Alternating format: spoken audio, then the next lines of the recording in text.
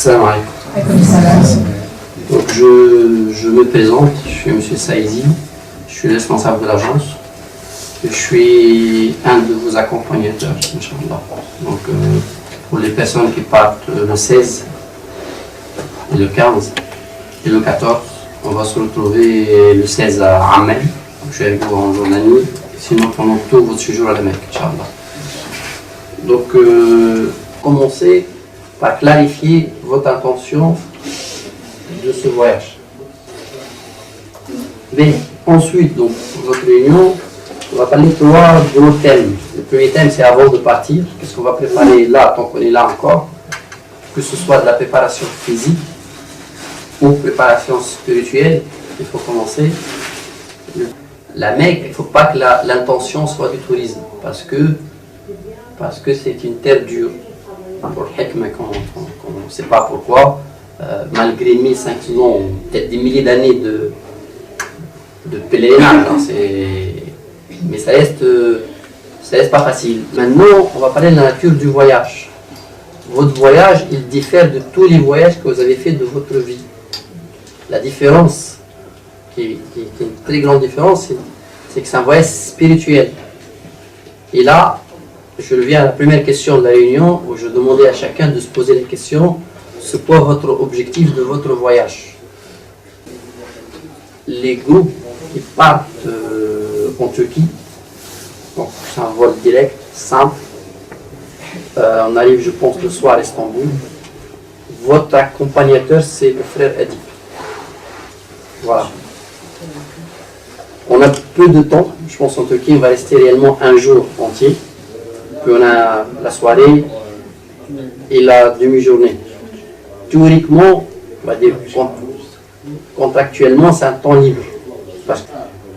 Ensuite, le deuxième jour, donc on va à Petra, on fait la route vers les frontières.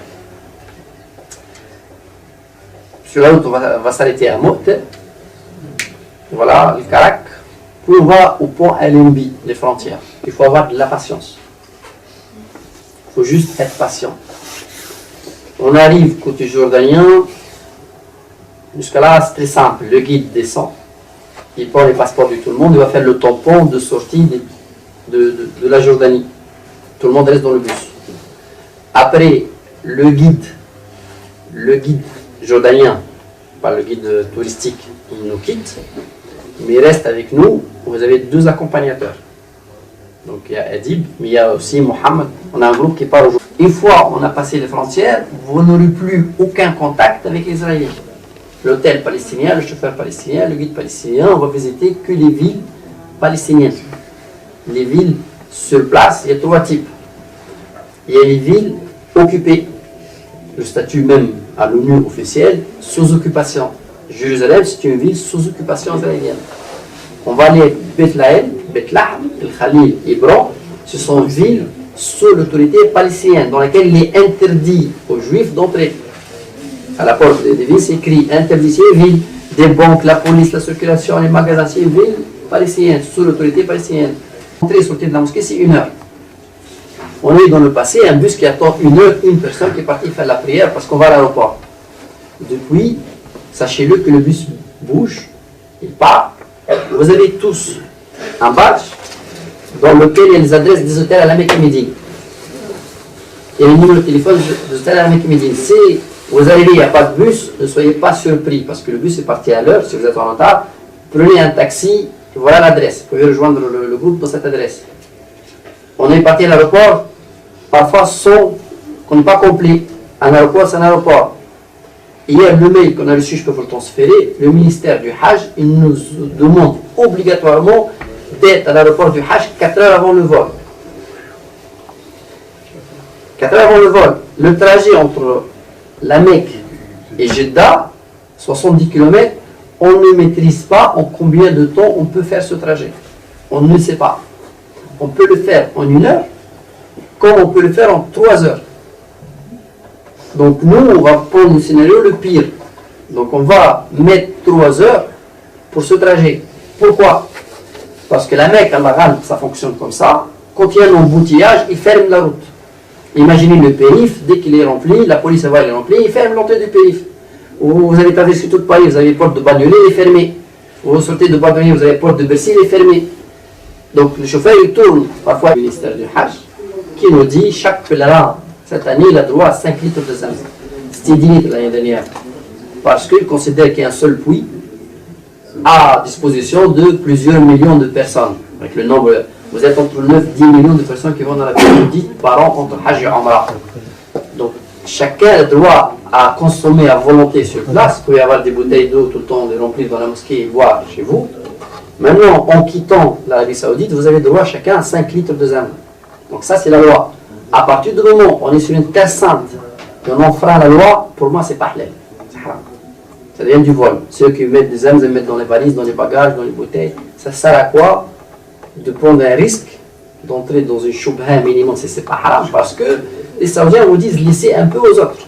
Oui, mais moi, excusez-moi, dans ma Nia, c'était les 5 litres sous forme de petits emballages. Hein.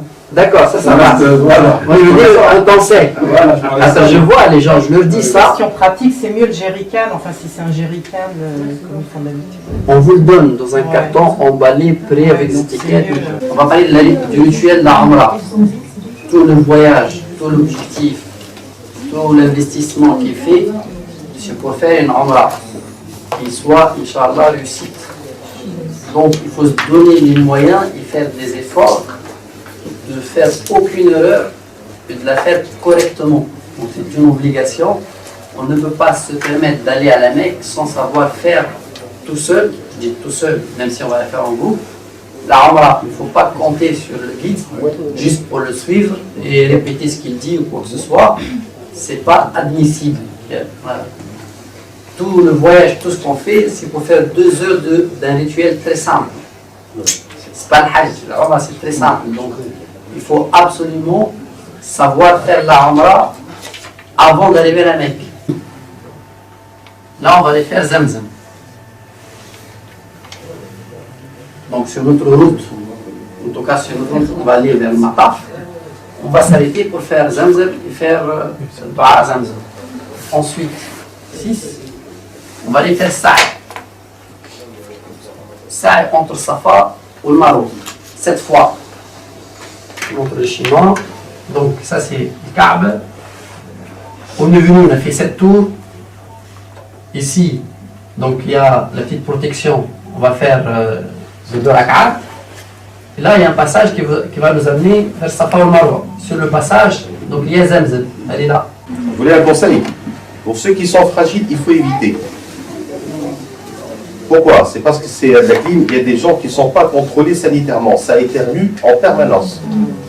Ou bien vous portez le masque, c'est bon. Ça, c'est une astuce. Hein. Mais dans il y a une sécurité surtout là. Voilà. Tout le monde. En plus, il y a un autre endroit, c'est de l'autre côté, là où il y a la grande horloge. Au 9e étage, il y a une grande mosquée comme celle-ci. Elle est plus grande, c'est-à-dire elle est mieux faite. Elle n'est pas trop climatisée en plus. Il y a de l'espace. Vous choisissez. Parce que dans la mosquée le vendredi, vous pouvez paniquer. Vous allez voir. En fait, à midi, les hommes et les femmes à la mosquée, vous êtes séparés. À midi. Donc si vous allez arriver le premier jour, vous donnez des rendez-vous, sachez que votre épouse, déjà, elle n'a pas de téléphone. Parce qu'ils vont enlever le téléphone à la mosquée. Au moins, le premier jour, qu'il n'y a pas d'inquiétude, de problème, sachez que les femmes n'ont pas de téléphone dans la mosquée. Au moins, donnez-vous un rendez-vous dans un lieu. Trois numéro 2 pour les femmes. Et restez tout le temps avec vos épouses.